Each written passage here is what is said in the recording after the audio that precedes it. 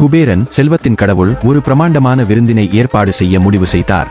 அதன் மூலம் தனது செல்வத்தை மற்ற கடவுள்களுக்கு காட்ட வேண்டும் என்ற அவரது உண்மையான நோக்கம்.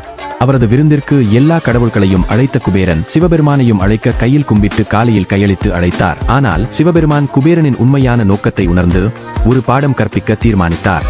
நான் வரமாட்டேன், ஆனாலும் எனது மகன் கணேசர் வருவார், அவரை நன்றாக பார்த்துக் கொள்ளுங்கள் என்றார் சிவபெருமான். குபேரன் ஒப்புக்கொண்டு ஏற்பாடுகளை தொடங்கினார். அந்த நாளில் எல்லா கடவுள்களும் விருந்து வருகை தந்தனர். கணேசரும் வந்தார். ஆனால் குபேரன் எதற்கும் தயாராகவில்லை.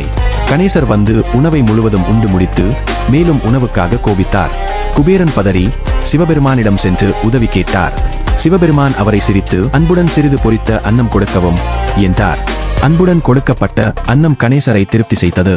குபேரன் தனது செல்வத்தை வெளிப்படுத்தும் நோக்கம் தவறு என்பதை உணர்ந்தார். செல்வத்தை காட்டுவது முக்கியமில்லை, அன்பும் மனதார்ந்த பரிசுகளும் மேலானவை.